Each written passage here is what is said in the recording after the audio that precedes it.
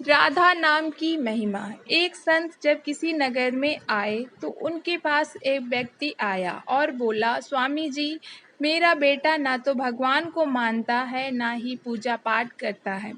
गुरुजी, कृपया आप इसे भगवान के नाम की महिमा बताएं। गुरुजी ने कहा, ठीक है, मैं तुम्हारे घर आऊँगा। एक दिन महाराज जी उसके घर पधारे। गुरुजी ने उस बच्चे को समझाने लगे। बोले, बेटा, एक बार बोलो श्री राधे। लड़का आदत के अनुसार बोला, मैं क्यों कहूँ। स्वामी जी बार बार कहते रहे। आखिरकार एक बार उसने कह ही दिया कि मैं राधा क्यों कहूँ। स्वामी जी प्रसन्न हो गए और उन्होंने कहा, जब तुम मरकर यमराज के पास जाओ तो उनसे पूछना कि एक बार राधा नाम लेने की क्या महिमा है। स्वामी जी तो इतना कहकर चले गए। समय आने पर जब लड़का मरकर यमराज के पास पहुंचा और पूछा, मेरे कर्मों का हिसाब करने से पहले आप मुझे ये बताएं कि एक बार राधा नाम लेने की क्या महिमा है। यमराज ने कहा, मुझे नहीं पता राधा नाम की महिमा, शायद इंद्रदेव को पता होगा, चलो उनसे ही पूछते हैं। जब उस लड़के ने देखा कि यमराज अपनी अज्ञानता के कारण कुछ संकोच में पड़े हैं तो उसे गर्व हुआ कि मैंने राधा नाम लिया था। उसने कहा, महाराज, मैं ऐसे नहीं जाऊंगा। मेरे कर्मों का हिसाब जब तक नहीं हुआ तब तक मैं आपका मेहमान हूँ, इसलिए सम्मान से पालकी मंगवाइए, तभी चलूँगा। पालकी आ गई। फिर उसने एक कहार से कहा, तुम हटो, यमराज जी लेंगे, क्योंकि इन्होंने आज तक बिना राधा नाम की महिमा जाने सबके कर्मों का हिसाब करने का भूल किया है। हार कर यमराज जी पालकी में लग गए और इंद्र के पास गए। इंद्र ने पूछा, यमराज जी, कोई खास पुण्यात्मा है क्या जो इसको आपने पालकी में उठा रखा है। यमराज ने कहा, ये पृथ्वी से आया है और एक बार राधा नाम लेने की महिमा क्या है जानना चाहता है। मैं हार कर पालकी में लगा हूँ। अब आप यदि बताएंगे तो मैं मुक्त हो जाऊंगा। इंद्र ने कहा, महिमा तो बहुत है, पर पूरा सत्य मुझे भी नहीं पता, ये तो ब्रह्मा जी ही बता सकते हैं। लड़के ने सोचा, अच्छा, तो देवराज को भी नहीं पता। झट बोला, आप भी पालकी में लग जाइए।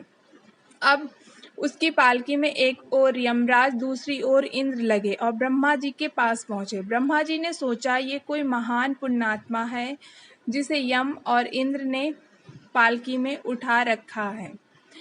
ब्रह्मा जी ने पूछा, ये कौन संत है। यमराज ने कहा, ये पृथ्वी से आया है और एक बार राधा नाम लेने की क्या महिमा है पूछ रहा है। ब्रह्मदेव, हम दोनों को ये पता नहीं है, इसीलिए इसे शर्त के अनुसार पालकी में बिठाकर ढो रहे हैं। आप तो परम ज्ञानी हैं, सो उत्तर देकर हमें मुक्त करवाइए। ब्रह्मा जी ने कहा, महिमा तो अनंत है, पर ठीक ठाक तो मुझे भी नहीं पता, परंतु हाँ, महादेव अवश्य ही बता सकते हैं। लड़के ने कहा, परमपिता, अब आप भी तीसरी जगह पालकी में लग जाइए। ब्रह्मा जी भी पालकी में लग गए। तीनों पालकी लेकर शंकर जी के पास गए। शंकर जी ने कहा, ये कोई खास लगता है जिसकी पालकी को यमराज, इंद्र, ब्रह्मा जी लेकर आ रहे हैं। ब्रह्मा जी ने कहा, यह पृथ्वी से आया है और एक बार राधा नाम लेने की महिमा पूछ रहा है। हमें तो पता नहीं, आपको तो जरूर पता होगा। आप तो समाधि में सदा उनका ही ध्यान करते हैं। शंकर जी ने कहा, हाँ, पर ठीक प्रकार से तो मुझे भी ज्ञात नहीं, शायद भगवान विष्णु ही सही रूप से बता सकते हैं। तब उस व्यक्ति ने कहा, अच्छी बात है, अब आप भी चौथी जगह लग जाएं और ले चलें भगवान श्री विष्णु जी के पास। भगवान भोलेनाथ भी पालकी में लग गए और अब चारों देव भगवान श्री विष्णु जी के पास गए। सबने वही बात पूछी कि एक बार राधा नाम लेने की क्या महिमा है। भगवान ने कहा, राधा नाम की महिमा ये है कि राधा नाम लेने वाले की पालकी आप जैसे देव उठाकर चल रहे हैं। स्वयं भगवान नारायण ने कहा कि अब ये मेरी गोद में बैठने का अधिकारी हो गया है।